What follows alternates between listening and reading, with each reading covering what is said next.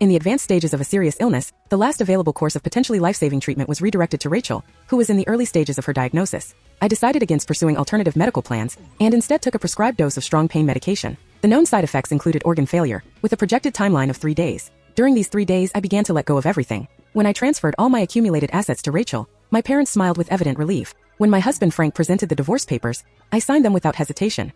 He sighed and commented on how reasonable I was being. When I encouraged our daughter Lily to call Rachel Mom, she exclaimed happily that Mom was the best. Even as I relinquished every possession and asset, no one noticed anything amiss. They simply regarded me with satisfaction, saying, "Our thoughtful Chloe has finally come around." But I wondered, would they remember me after I was gone? Under the doctor's compassionate gaze, I took the final dose of medication. 3 days remained. Afterward, I visited Rachel's hospital room. Inside, my father was peeling an orange for her, while my mother chatted animatedly. When they saw me enter, their smiles vanished instantly. "What, done with your act? Here to cause trouble for Rachel again?" Dad snapped, his tone icy. "The family name family has always valued dignity. I don't know where you learned such petty behavior. Jealous of Rachel even trying to interfere with her care," Mom scolded, pointing at me. "Sometimes I wonder why we ever." Her voice trailed off, but the implication hung heavy. In a corner shielded from my parents' view, Rachel smirked at me, her eyes filled with triumph. I looked away. These words were nothing new. Once I would have shouted back, exposed Rachel's manipulation, though my parents never believed me. Now I was too exhausted to fight. "Well, since you're here, we need to talk," Dad said. I smiled faintly. "I need to tell you something too, Dad. Doesn't Rachel want to take over the family businesses? I've decided she can have it all." Dad froze. Mom stared at me, startled. "How did you know we needed to discuss this today?" "You're agreeing." I forced a smile. Of course they were shocked. Rachel had coveted my life's work for years. My parents had pleaded, cajoled, and guilt-tripped me to hand it over. Now that I was dying, it meant nothing. Seeing my resolve, Mom finally smiled, patting my head. "You're finally being reasonable. Rachel has always had more vision than you, even in school. Though she's unwell now, her financial instincts are sharper. We'll rest easier knowing she's in charge," she said. I forced another smile and handed the transfer documents to Rachel. After she signed, my parents clasped my hands, calling me good girl repeatedly. A bitter laugh echoed in my mind. Only when I surrendered to Rachel did Mom show me warmth. But I wondered, would they regret this if they ever saw her true self? That evening, I returned home to find Frank and Lily cooking in the kitchen. Perhaps due to my condition, I closed the door softly. They hadn't noticed me, laughing as they prepared a meal together. Frank turned with a plate of food and froze at the sight of me, his smile flickering before he regained composure. "Chloe, when did you get back? I didn't hear you come in." I stared at the dish, stir-fried greens, Rachel's favorite, plated like a gourmet meal. Irony. I was dying, and now I learned Frank, my husband of 5 years, could cook. He'd always complained about my cooking, and Lily had learned to criticize me too. I'd given everything to this family, yet earned no respect. Once I'd have raged. Now I walked past them silently, sitting on the couch to sort my bag. Frank hesitated, placing the dish on the table before approaching. "Chloe, there's something I need to discuss."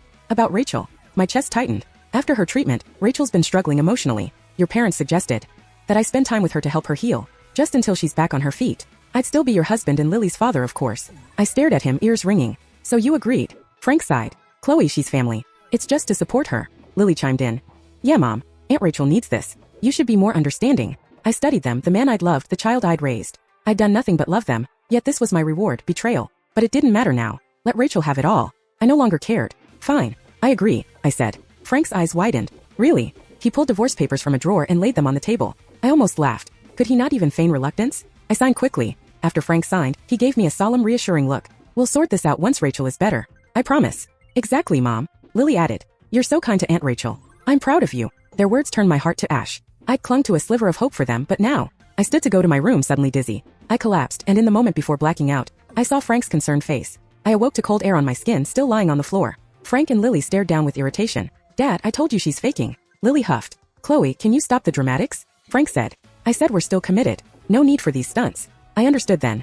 The medication masked all symptoms. For 3 days I'd appear healthy. Only after would the effects take hold. I stood shakily. "Just low blood sugar. I'm fine. Let's go to the hospital. Rachel needs to sign the final documents." At the hospital, Rachel lounged in her room, paler but smug. "Chloe, thanks for trusting me with the businesses. I won't let you down," she said, her tone cloying. "Yes, dear," Mom added. "With Rachel in charge, you can relax and enjoy life." I pulled out the last of the papers. "Take it all. I don't want to worry about anything anymore." The room froze. "Chloe, are you sure? All your assets?" Frank gripped my arm, disbelief in his eyes. I frowned. They'd always pushed me to concede to Rachel. Why hesitation now? Dad recovered first, nodding approvingly. "This is what we've wanted. You're finally acting like family." "Chloe, it's good you're embracing your sister," Mom said. "Now we can all have peace of mind." Peace of mind? Did they truly believe Rachel would care for what I'd built? A sudden dizziness hit, and I felt blood trickle from my nose. "Chloe, your nose," Mom began. I wiped it away, looking at them all. "If I were to pass away from this illness, would you?" Mom laughed dismissively. "Don't be ridiculous. You look perfectly well. Don't speak of such things. Rachel's the one who needs care now," Dad said, turning back to her. "Yeah, Mom. Aunt Rachel is more important." Lily agreed. The last flicker of hope died. I had nothing left. I knelt to Lily's level. You've always wanted Rachel as your mom, right? She's all yours now. Go ahead, call her mom. Lily's face lit up. Really? From now on she can cook for you, tuck you in, everything you've wanted. Happy. Lily cheered, hugging Rachel. My parents and Frank beamed. I took one last look.